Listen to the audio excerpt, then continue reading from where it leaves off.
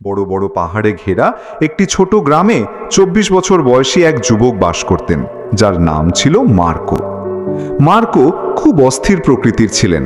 তার মন সব সময় নানা চিন্তায় ভরা থাকত।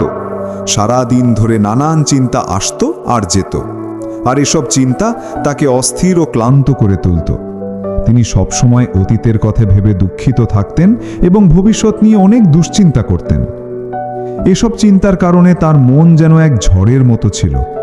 তিনি শান্ত থাকতে পারতেন না, ঠিকমতো ঘুমোতে পারতেন না, এমনকি হাসতেও ভুলে গিয়েছিলেন। একদিন মার্কো শুনলেন পাহাড়ের ওপারে এক দূর গ্রামে একজন জ্ঞানী বৃদ্ধ মানুষ বসবাস করেন। লোকেরা বলতো ওই মানুষটি একসময় শহরের একজন বিখ্যাত মনোবিজ্ঞানী ছিলেন। জীবনে তিনি বহু মানুষকে সাহায্য করেছেন এবং তাদের শিখিয়েছেন কিভাবে মনের শান্তি খুঁজে পাওয়া যায়। এখন তিনি বৃদ্ধ হয়েছেন। শহরের ব্যস্ত জীবন ছেড়ে প্রকৃতির কোলে এক শান্ত গ্রামে তিনি বসবাস শুরু করেছেন। মাঝে মাঝে তিনি আগন্তুকদের পরামর্শ দেন। মার্কো কৌতূহলী ও আশাবাদী হয়ে উঠলেন। তিনি ভাবলেন, আমাকে ওই বৃদ্ধের সঙ্গে দেখা করতেই হবে। হয়তো তিনি আমাকে শান্তি খুঁজে পেতে সাহায্য করতে পারবেন। অনেক দিনের দীর্ঘ ক্লান্তিকর যাত্রার পর মার্কো অবশেষে পাহাড়ের সেই গ্রামে পৌঁছলেন। সেখানে পৌঁছে তিনি দেখলেন সবুজে ঘেরা একটি ছোট্ট বাড়ি। বাড়ির বারান্দায় বৃদ্ধ লোকটি শান্তভাবে বসে আছেন। তার চোখ বন্ধ, মুখে গভীর প্রশান্তি। মার্কো ধীরে ধীরে এগিয়ে গিয়ে নরম কণ্ঠে বললেন, দাদু, আমার মন খুব অস্থির। আমি চিন্তা থামাতে পারি না। আমার হৃদয় শান্তি চাই। আপনি কি আমাকে সাহায্য করতে পারেন? বৃদ্ধ লোকটি ধীরে ধীরে চোখ খুললেন এবং এক শান্ত হাসি দিলেন। তিনি বললেন, তাহলে আপনি শান্তি খুঁজছেন? ঠিক আছে, আমার সঙ্গে আসুন, আমি আপনাকে একটি ছোট কাজ দেব। তিনি মার্কোকে নিজের ছোট উঠোনে নিয়ে গেলেন। তারপর একটি গ্লাসে পানি ঢাললেন, একদম ঠাসা পর্যন্ত, এতটাই ভরা যে সামান্য নাড়াচাড়াতেই পানি পড়ে যেতে পারে। তিনি গ্লাসটি মার্কোর হাতে দিয়ে বললেন, এই গ্লাসটি নিয়ে এখান থেকে গ্রামের প্রান্তে গিয়ে ফিরে আসবেন, কিন্তু মনে রাখবেন এক ফোঁটাও পানি পড়বে না। মার্কো অবাক হয়ে তাকালেন, কিন্তু তিনি মনস্থির করলেন সর্বোচ্চ চেষ্টা করবেন।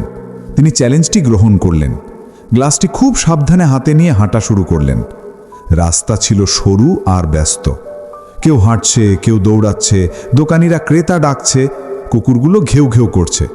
কিন্তু মার্কো কোথাও তাকালেন না। তার চোখ ছিল শুধু গ্লাসের দিকে। তিনি ধীরে, খুব সতর্কভাবে এক পা করে হাঁটছিলেন। লোকেরা অবাক হয়ে তাকাচ্ছিল, কিন্তু কেউ তাকে বিরক্ত করল না। সবাই বুঝেছিল তিনি কিছু গুরুত্বপূর্ণ বিষয় শিখছেন। অবশেষে মার্কো ফিরে এলেন বৃদ্ধ লোকটির কাছে এবং বললেন, দাদু, আমি পেরেছি, এক ফোঁটাও পানি পড়েনি। বৃদ্ধ লোকটি মাথা নেড়ে হাসলেন। তারপর জিজ্ঞাসা করলেন, ভালো হয়েছে, কিন্তু বলুন তো, আপনি কি পথে খেলতে থাকা বাচ্চাদের দেখেছেন বা কুকুরের ঘেউ ঘেউ শুনেছেন? মার্কো অবাক হয়ে বললেন, না, আমি কিছুই দেখি বা শুনিনি। আমি শুধু গ্লাসের দিকেই মনোযোগ দিচ্ছিলাম। বৃদ্ধ আবার শান্তভাবে হাসলেন এবং বললেন, এই তো সেই গোপন রহস্য যা সবসময় আপনার ভিতরেই ছিল, কিন্তু আপনি জানতেন না। যখন আপনার মন বর্তমান মুহূর্তে থাকে, তখন সেখানে ভয়ের কোনো স্থান থাকে না, বিভ্রান্তি থাকে না, অতিরিক্ত চিন্তাও থাকে না। আপনি তখন শুধু গ্লাসের পানির কথাই ভাবছিলেন। সেই সময় আপনার মন পুরোপুরি স্থির ছিল। আপনি তখন অতীতে নিয়ে দুঃখিত ছিলেন না, ভবিষ্যৎ নিয়েও ভয় পাচ্ছিলেন না।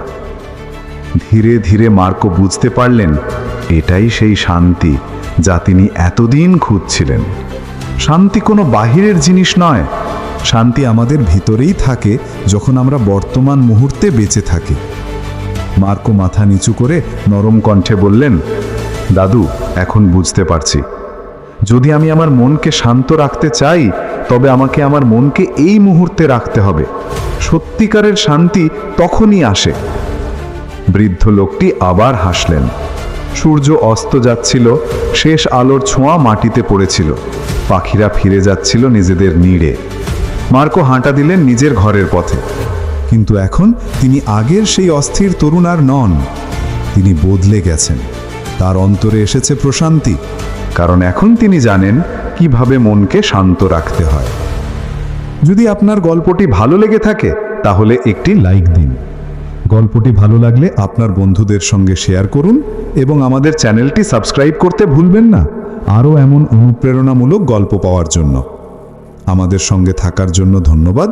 দেখা হবে পরের গল্পে নতুন চিন্তা ও নতুন শিক্ষা নিয়ে। ততক্ষণ পর্যন্ত ভালো থাকুন, শান্তিতে থাকুন।